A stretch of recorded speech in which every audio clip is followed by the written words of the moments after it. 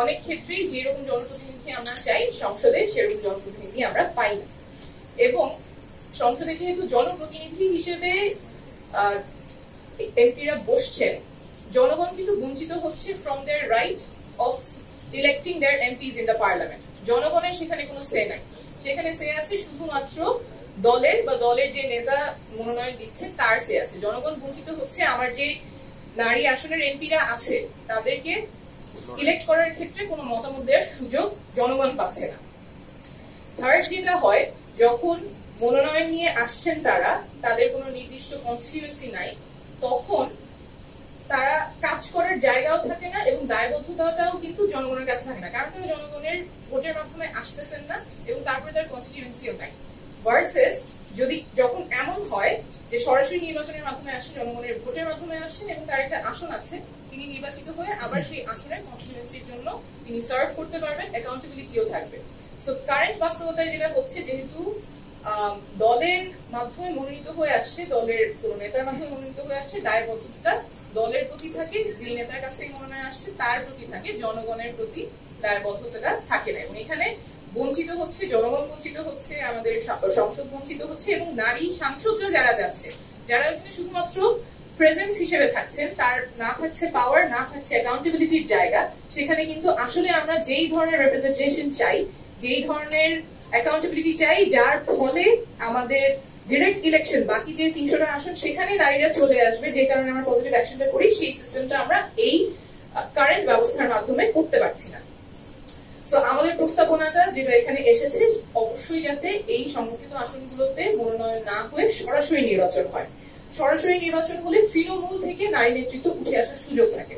Current বাস্তবতায় শুধুমাত্র দলের কাছে যেতে হচ্ছে, কিন্তু যখন সরাসরি নির্বাচন হবে তখন সেই নারীকে এলাকায় যেতে হবে, তৃণমূলে গিয়ে তার ক্যাম্পেইন করতে হবে, মানুষের কাছে ভোট চাইতে হবে, ইশতেহার নিয়ে কথা বলতে হবে, জনপ্রতিনিধি হওয়ার জন্য সেখানে তার তৃণমূলে যেতে হবে। এবং তারপরে যখন তিনি জনগণের প্রতি নির্বাচিত হয়ে আসছেন, তখন তার যে কনস্টিটিউয়েন্সিটা আছে তার কাছে তিনি দায়বদ্ধ থাকবেন, তাদের দুঃখ কষ্ট তার শোনার জায়গা থাকবে এবং তিনি যে আইন প্রণেতা হিসেবে সংসদে বসবে, তার সাথে জনগণের ডিমান্ডের যোগসূত্র, জনগণ কি চায় সেই আশা আকাঙ্ক্ষার প্রতিফলন তখনই হবে যখন তিনি সরাসরি জনগণের প্রতি নির্বাচিত হয়ে তার আসনে কাজ করার সুযোগ পাবেন।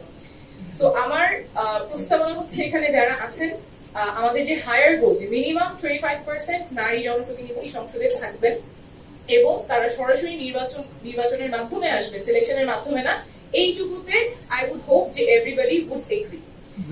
পদ্ধতি নিয়ে অনেক আলোচনা হতে পারে। পদ্ধতি যখন আমরা চেঞ্জ করার কথা বলছি, একটা কারেন্ট ব্যবস্থা থেকে নতুন একটা ব্যবস্থার কথা বলছি, তখন অবশ্যই সেখানে ডিসকমফোর্ট থাকবে, সেখানে লস থাকবে, কোনো পদ্ধতি ফুলপ্রুফ হবে না।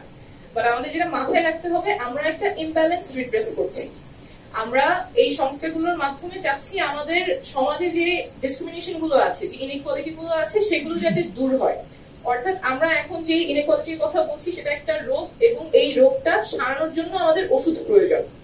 তো সেই ওষুধটাই হচ্ছে পজিটিভ অ্যাকশন, যেটা আমরা বলছি রিজার্ভ সিটসে ডিরেক্ট ইলেকশনের মাধ্যমে নারী সাংসদরা নির্বাচিত হয়ে আসবেন।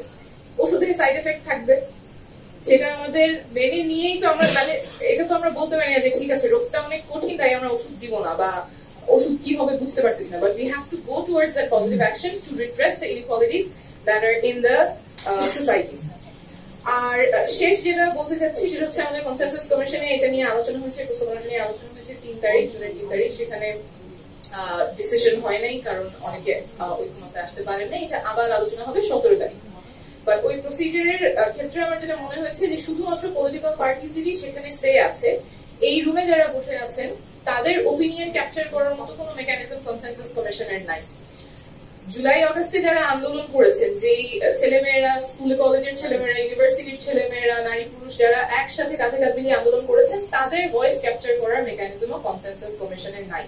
এবং আনফরচুনেটলি ওখানে অনেক সময় এমন ওপিনিয়ন চলে আসে যে এটা সম্ভব না বা মুশকিল, কিন্তু কোনো এভিডেন্স নাই অথবা ওইটার সাপোর্টিং স্টেটমেন্টস নাই। সো আই উড রিকোয়েস্ট যে there must be a way to capture a broader opinion from the stakeholders যারা এই reform ডায়ালগে should be a part। এই ক্ষেত্রে আমি একটু ছোট্ট করে বলে ফেলি, আমরা যে প্রস্তাবনাটা দিচ্ছি যে মিনিমাম 25% নারী জনপ্রতিনিধি থাকবে এবং তারা সরাসরি নির্বাচিত হবে। এই ক্যাম্পেইনটা যাতে আমরা যারা সাপোর্ট করি মেইন স্ট্রিম থেকে, যারা অ্যাক্টিভিস্ট আছেন, যারা সিভিল সোসাইটি অ্যাক্টরস আছেন, তাদের বক্তব্য যাতে কনসেনসাস কমিশন পর্যন্ত পৌঁছায়, আমরা একটা ক্যাম্পেইন করছি, নাম amarvote.org, একটা ওয়েবসাইট আছে যেখানে আমরা আবেদন করছি যারা এই মতের সাথে একমত যে নারী মনোনীত না হয়ে সরাসরি নির্বাচনের মাধ্যমে সংরক্ষিত আসনে সংসদ হিসেবে কাজ করবেন, তারা সরাসরি চিঠি লিখতে পারেন কনসেনসাস কমিশনে। সেখানে কিছু ডিটেলস দিলে এটা অটো পপুলেট হয়ে কনসেনসাস কমিশনের কাছে একটা লেটার চলে যাবে। একটা ফটো আপলোড করতে পারেন, সেখানে আমাদের স্লোগান হচ্ছে আমার ভোটে সরাসরি সংসদে যাবে যোগ্য নারী।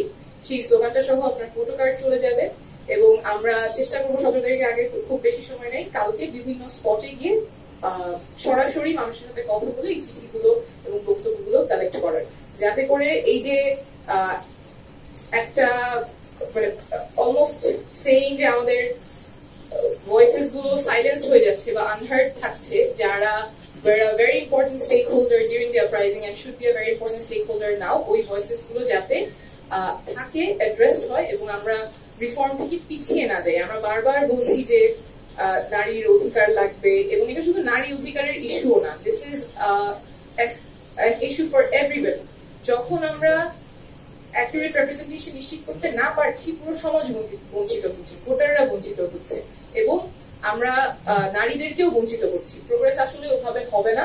So I would request everybody to raise their voice, যাতে করে আমাদের নারী সাংসদ যারা যাবেন জনপ্রতিনিধি হিসেবে মিনিমাম 25% রিপ্রেজেন্টেশন থাকে এবং সেটা যাতে সরাসরি নির্বাচনের মাধ্যমে হয়, মনোনয়নের মাধ্যমে না, যাতে করে তাদের প্রকৃত ম্যান্ডেট থাকে জনপ্রতিনিধি হিসেবে কাজ করতে পারে। ধন্যবাদ।